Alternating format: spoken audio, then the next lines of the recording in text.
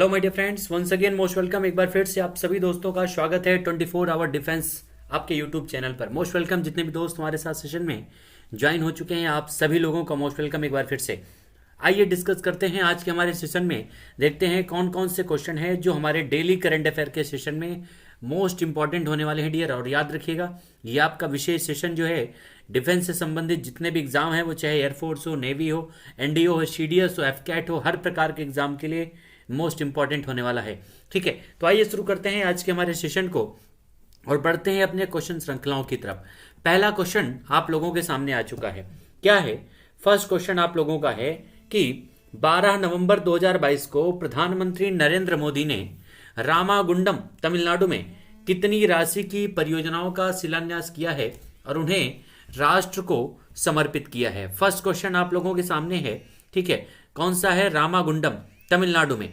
ठीक है, काफी इंपॉर्टेंट ये क्वेश्चन है। और कितनी रुपए की इस योजनाओं का शिलान्यास किया गया है हमारे देश के प्रधानमंत्री नरेंद्र मोदी जी के द्वारा? ठीक है, तो आंसर क्या हो जाएगा डियर इस क्वेश्चन का हमारा? 9500 करोड़ रुपीज। ठीक है, 95,000 करोड़ रुपए से ज्यादा की योजनाओं का एक प्रकार से शिलान्यास किया गया है। कहां पर? तो ये पॉइंट भी याद रखिएगा, तो रामागुंडम तमिलनाडु में। ठीक है, तमिलनाडु में, जिसकी कैपिटल है चेन्नई। यहाँ पर आपके के स्टालिन मुख्यमंत्री हैं। याद रखिएगा, 9500 करोड़ रुपए से अधिक जो है योजनाओं का शिलान्यास हुआ है। वो क्या क्या योजनाएं हैं, क्या खास बातें हैं, इनके बारे में आइए देखते हैं। 12 नवंबर 2022 को प्रधानमंत्री नरेंद्र मोदी ने रामागुंडम तमिलनाडु में 9500 करोड़ रुपए से अधिक की कई परियोजनाओं का शिलान्यास किया है और उन्हें राष्ट्र को समर्पित किया है। कौन कौन सी हैं? तो पहला है, यहां पर याद रखिएगा, रामागुंडम में स्थित एक उर्वरक संयंत्र। उसके अलावा इसकी जो आधारशिला है, ये प्रधानमंत्री ने 2016 में रखी थी, अगस्त में, 7 अगस्त 2016 को इसकी आधारशिला रखी थी। इस संयंत्र की जो स्थापना है, ये Ramagundam fertilisers and chemicals limited के तत्वाधान में स्थापित की गई है। जबकि इस संयंत्र की प्रतिवर्ष जो उत्पादन क्षमता है, ये 12.7 LMT स्वदेशी नीम कोटेड यूरिया का उत्पादन किया जाएगा इस संयंत्र के माध्यम से, जो आपके रामागुंडम में स्थापित की गई है। उसके अलावा अगर बात करें, इस संयंत्र के माध्यम से तेलंगाना राज्य के साथ साथ आंध्र प्रदेश, कर्नाटका, छत्तीसगढ़, महाराष्ट्र में किसानों को जो है यूरिया और उर्वरक की पर्याप्त और समयबद्ध आपूर्ति सुनिश्चित होगी। साथ ही साथ Ramagundam fertilisers and chemicals limited और national fertilisers limited, engineers India limited और fertilisers corporation of India limited का एक संयुक्त उद्यम है। यानी इन चारों संगठनों के माध्यम से मिलकर के इसको जो है बनाया गया है। उसके अलावा इस संयंत्र को 6300 करोड़ रुपए 6300 करोड़ रुपीज से अधिक के निवेश से नया अमोनिया यूरिया संयंत्र स्थापित करने की जिम्मेदारी दी गई है। नेक्स्ट हमारा है पॉइंट इसके RFCL। कौन सा? यानी आपका रामागुंडम में जो आपका फर्टिलाइजर्स एंड केमिकल्स लिमिटेड है, इस संयंत्र को गैस की आपूर्ति जो है जगदीशपुर, फूलपुर, हल्दिया पाइपलाइन के माध्यम से किया जाएगा। जबकि प्रधानमंत्री ने नवनिर्मित भद्रांचलम रोड शत्तुपल्ली रेल लाइन को भी राष्ट्र को समर्पित किया है, जिसकी निर्माण लागत लगभग 1000 करोड़ रुपीज है। याद रखिएगा, यानी लगभग 9500 करोड़ रुपए की जो है योजनाओं का शिलान्यास किया है प्रधानमंत्री ने रामागुंडम तमिलनाडु में। ठीक है, उसके अलावा 2200 करोड़ रुपए से अधिक की अन्य जो योजनाएं हैं, उनमें NH765 DG का मेडक सिद्धापेट एलाकाडुती खंड का जो है शिलान्यास हुआ है। NH161 BB का बोधन बशर भैंसा खंड का शिलान्यास हुआ है। साथ ही साथ NH533C का जो है सिरोचा से महादेवपुर खंड का शिलान्यास हुआ है। 2200 करोड़ की योजनाओं का शिलान्यास अन्य ये की गई हैं। तो इस प्रकार से लगभग 9500 करोड़ रुपए की योजनाओं का शिलान्यास हुआ है, जो काफी इंपॉर्टेंट है प्रधानमंत्री जी के द्वारा जो तमिलनाडु में किया गया है। आइए बढ़ते हैं अगले क्वेश्चन पर। नेक्स्ट हमारा है 20 अक्टूबर 2022 को जारी की गई वैश्विक पारदर्शिता रिपोर्ट से संबंधित निम्न कथनों पर विचार कीजिए। कथन क्या क्या है? तो पहला है, इस रिपोर्ट में G20 देशों के जलवायु प्रक्रियाओं का आकलन किया गया है और यह रिपोर्ट वार्षिक आधार पर प्रकाशित की जाती है। ठीक है, तो दो आपके स्टेटमेंट हैं और यहां पर आपके इस क्वेश्चन से संबंधित दोनों स्टेटमेंट बिल्कुल सही हैं। ठीक है, G20 के बारे में चर्चा की गई है, G20 के जलवायु क्रियाओं का आकलन किया गया है इसमें। और आपको पता है G20 का सम्मेलन इस बार 2022 में इंडोनेशिया में बाली में आयोजित किया गया था। जबकि आने वाला जो सम्मेलन है 2023 का, इसकी मेजबानी भारत के द्वारा की जा रही है। भारत में अभी हाल ही में जो है G20 शेरपा की बैठक उदयपुर में आयोजित की गई थी, ये पॉइंट भी आप लोग याद रखिएगा। ठीक है, तो आंसर हो जाएगा पहला और दूसरा, दोनों ऑप्शन यहाँ पर आपके करेक्ट हैं। इससे संबंधित महत्वपूर्ण पॉइंट की बात करें तो इसका केंद्रीय विषय है G20 देश। 20 अक्टूबर 2022 को शुरू किया गया है। प्रकाशन इसका वार्षिक किया जाता है, यानी हर वर्ष जो है इसका प्रकाशन होता है, याद रखिएगा, प्रति वर्ष पर। किसने? तो क्लाइमेट ट्रांसपेरेंसी के द्वारा जो है, किसके द्वारा? क्लाइमेट ट्रांसपेरेंसी के द्वारा जो है इसको जारी किया गया है, और ये इसका 8वां संस्करण है। ठीक है, कौन सा संस्करण है? तो 8वां संस्करण है, याद रखिएगा, ये आपका जलवायु पारदर्शिता रिपोर्ट 2022। इस रिपोर्ट के आधार के बारे में बात करें तो जलवायु अनुकूलन, समन और वित्त से संबंधित 100 संकेतकों के आधार पर जारी किया गया है, जबकि यह आपका जलवायु आपातकाल और ऊर्जा संकट पर केंद्रित है। ठीक है, अन्य मुख्य बातों की अगर हम बात करें इस आपकी रिपोर्ट से संबंधित, तो G20 देशों की सरकारों ने 2021 में जीवाश्म ईंधन के उत्पादन में 64 बिलियन अमेरिकी डॉलर का रिकॉर्ड समर्थन दिया है। उसके अलावा वर्ष 2020 की तुलना में 2021 में जीवाश्म ईंधन पर सब्सिडी 29% से बढ़कर 190 बिलियन अमेरिकी डॉलर हो गई है, जो लगभग 2020 में 147 बिलियन डॉलर थी। उसके अलावा जीवाश्म ईंधन के लिए सर्वाधिक सब्सिडी G20 के चीन, इंडोनेशिया और यूनाइटेड किंगडम जैसे देश देते हैं। यानी G20 में सबसे ज़्यादा जो एक प्रकार से सब्सिडी है ये चीन, इंडोनेशिया और यूनाइटेड किंगडम जैसे देश यह प्रदान करते हैं।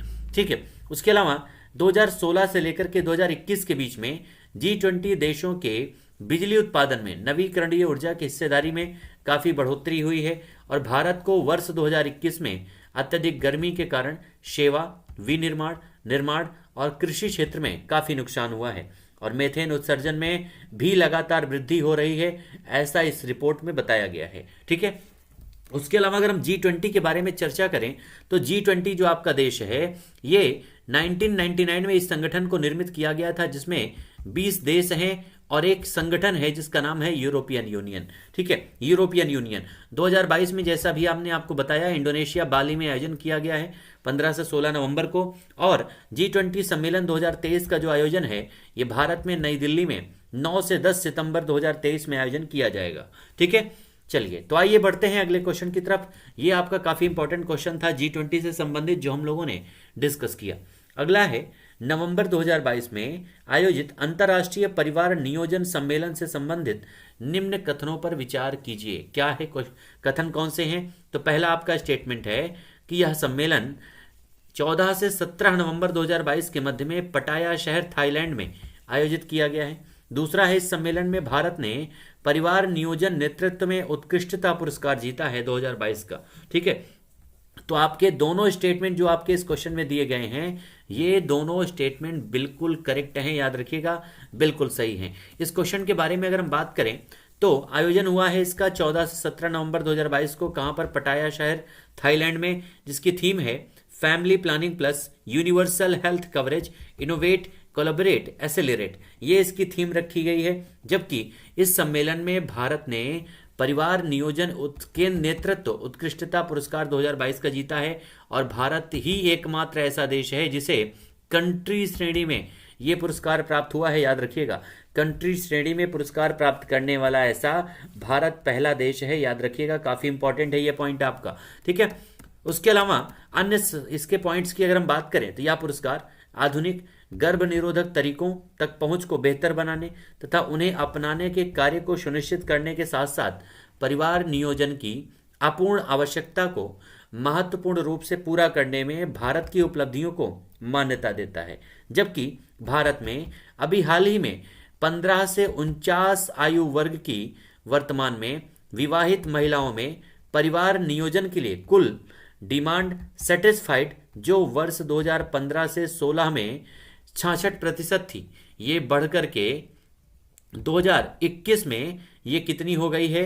तो 2015 ये आपका 2016 से 21 में हो गई है कितना? 76% हो चुकी है, याद रखिएगा, जिससे वर्ष 2030 के लिए वैश्विक स्तर पर निर्धारित 75 के SDG लक्ष्य यानी आपका सस्टेनेबल डेवलपमेंट गोल लक्ष्य को पहले ही पार कर लिया है इसने। यह पॉइंट आप लोग याद रखिएगा, ये काफ़ी इंपॉर्टेंट है आपके इस क्वेश्चन का संबंधित जो पॉइंट है। ठीक है, नेक्स्ट हमारा है अगला जो क्वेश्चन है, विश्व में स्टील उत्पादन में शीर्ष देश कौन सा है? स्टील के उत्पादन में सबसे शीर्ष देश कौन सा है, ये क्वेश्चन आपका है अगला। ठीक है, आंसर क्या हो जाएगा आपके इस क्वेश्चन का?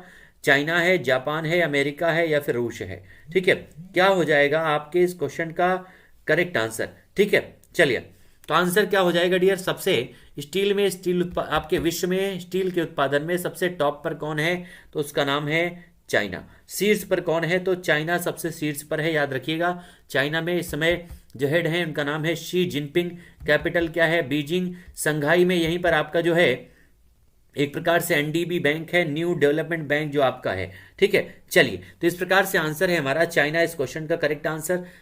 आइए देखते हैं। उसके अलावा इससे संबंधित पॉइंट की बात करें तो जापान ने, इसमें आपको जो सबसे मेन पॉइंट आपको याद रखना है, इसमें भारत ने जापान को पीछे छोड़ करके विश्व स्टील उत्पादन में दूसरा स्थान हासिल कर लिया है। यानी पहले पर चाइना है, दूसरे पर भारत आ चुका है, तीसरे पर जापान है, चौथे पर अमेरिका है और पांचवें पर दक्षिण कोरिया है। तो ये इनका क्रम है एक प्रकार से विश्व स्तर पर स्टील के उत्पादन में जो देश हैं। और ये क्वेश्चन इंपॉर्टेंट इसी वजह से है क्योंकि भारत ने इसने आपका दूसरा स्थान हासिल कर लिया है जापान को पीछे छोड़कर। ठीक है, चलिए उसके अलावा अन्य पॉइंट की बात करें तो आयरन एवं स्टील उद्योग में आधारभूत कच्चे यान के रूप में लौह अयस्क का उपयोग होता है। साथ ही साथ विश्व में लौह अयस्क की बात की जाए तो संचित भंडार के दृष्टिकोण से ऑस्ट्रेलिया शीर्ष पर है, सबसे ज्यादा संचित भंडार। दूसरे स्थान पर ब्राजील है, तीसरे पर रशिया है, चौथे पर चाइना है और पांचवें पर भारत है। जबकि उत्पादन वाले प्रमुख देशों की बात करें तो ऑस्ट्रेलिया पहले पर है, चाइना दूसरे पर है, ब्राजील तीसरे पर है, भारत चौथे पर है, जबकि रशिया पांचवें स्थान पर है। यही बात अगर हम भारत में करें, भारत के उत्पादन के बारे में अगर हम करें तो भारत में संचित दृष्टिकोण में कर्नाटका पहले पर है, फिर छत्तीसगढ़ है, फिर कर्नाटका आपका उड़ीसा पहले पर है, फिर छत्तीसगढ़, फिर कर्नाटका, फिर झारखंड। लेकिन उत्पादन के दृष्टिकोण से अगर बात करें तो कर्नाटका पहले पर है, उड़ीसा दूसरे पर है, झारखंड तीसरे पर है और छत्तीसगढ़ चौथे स्थान पर है। तो ये रैंकिंग भी याद रखिएगा, भारत और विश्व स्तर पर कौन से देश की क्या रैंकिंग है या भारत में किस राज्य की क्या स्थिति है। ठीक है, आइए बढ़ते हैं अगले क्वेश्चन की तरफ। और नेक्स्ट आपका जो क्वेश्चन है वो आपका साइंस एंड टेक से है। क्या है? विक्रम एस। कौन सा? विक्रम एस से संबंधित। ठीक है, विक्रम एस से संबंधित है। दो स्टेटमेंट हैं आपके, कौन कौन से? यह startup Skyroot Aerospace Hyderabad के द्वारा विकसित किया गया है। ठीक है, पहला पॉइंट। दूसरा है इसे मिशन प्रारंभ के तहत जो है प्रक्षेपित किया जाएगा। दो स्टेटमेंट आपके दिए गए हैं और यहां पर आपके दोनों स्टेटमेंट बिल्कुल करेक्ट हैं। पहला और जो आपका दूसरा है, ये दोनों आपके स्टेटमेंट बिल्कुल सही हैं। मिशन प्रारंभ के तहत जो है आपका स्टार्टअप स्काई रूट एरोस्पेस, जिसका सेंटर हैदराबाद में है, उसी के द्वारा इसको विकसित किया गया है। याद रखिएगा, विक्रम एस नाम है। ये काफ़ी इंपॉर्टेंट आपका एक प्रकार से रॉकेट मिशन है जो काफ़ी इंपॉर्टेंट है। इस क्वेश्चन के बारे में अगर हम डिटेल से चर्चा करें तो यह भारत का पहला निजी रॉकेट है, जो आपको सबसे पहला पॉइंट आपको यहाँ पर याद रखना है। भारत का पहला निजी रॉकेट है जिसका नाम है विक्रम एस। ठीक है, लॉन्च किया गया है श्रीहरिकोटा आंध्र प्रदेश में। विकसित किया गया है startup Skyroot Aerospace Hyderabad के द्वारा। 18 नवंबर 2022 को इसकी लॉन्चिंग हुई है। उसके अलावा किस मिशन के तहत इसको लॉन्च किया गया है? तो प्रारंभ मिशन के तहत। इसके साथ 3 पेलोड को प्रक्षेपित किया जाएगा और 3 पेलोड में से एक जो है 2.5 किलोग्राम का पेलोड है जिसका नाम है फन सेट। विक्रम एस की बात करें अगर तो यह पूरी तरह से स्वदेशी रॉकेट है। एक चरणीय सब ऑर्टिकल या आपका ऑर्बिटिकल जो है प्रक्षेपण यान है। 3 चरणों वाला एक रॉकेट है और कलाम 80 प्रणोदन प्रणाली से इसको संचालित किया गया है। विक्रम एस नाम जो है इसरो के जो संस्थापक थे विक्रम साराभाई, उन्हीं के नाम पर इसको रखा गया है। और आपको पता है जो इसरो है, ये इसरो इसकी यानी इंडियन स्पेस रिसर्च ऑर्गेनाइजेशन जो है ये आपका 1969 में स्थापना की गई थी, जिसका हेडक्वार्टर कहाँ पर है? बेंगलुरु में। ठीक है, और इसके वर्तमान में जो हेड है उनका नाम है पी सोमनाथ। ठीक है, उसके अलावा अन्य तथ्यों की अगर हम बात करें इस क्वेश्चन के तो Skyroot Aerospace Vikram rocket के तीनों संस्करणों पर कार्य कर रहा है। जबकि रॉकेट के प्रक्षेपण के साथ स्काई रूट एरोस्पेस भारत की पहली निजी अंतरिक्ष कंपनी होगी और अप्रैल 2023 तक अग्निकुल कॉस्मोस अपने निजी रॉकेट अग्निबाण को भी प्रक्षेपित करेगा। तो ये काफ़ी इंपॉर्टेंट पॉइंट थे आपके इस क्वेश्चन से संबंधित, जो आप लोगों को जानना था। आपके डेली करंट अफेयर से संबंधित ये पॉइंट थे जो हम लोगों ने यहाँ पर डिस्कस किया। तो एक बार जितने भी दोस्त हमारे साथ सेशन में ज्वाइन होने वाले हैं, आप सभी लोग एक बार सेशन में कमेंट में आंसर करके जरूर बताइएगा कि आज का सेशन आपका कैसा था। ठीक है, मिलते हैं फिर से अगले सेशन में। तब तक के लिए आप सभी लोग एंजॉय कीजिए, पढ़ते रहिए, मस्त रहिए। ठीक है, मिलते हैं नेक्स्ट सेशन में। Thank you so much everyone. जय हिंद।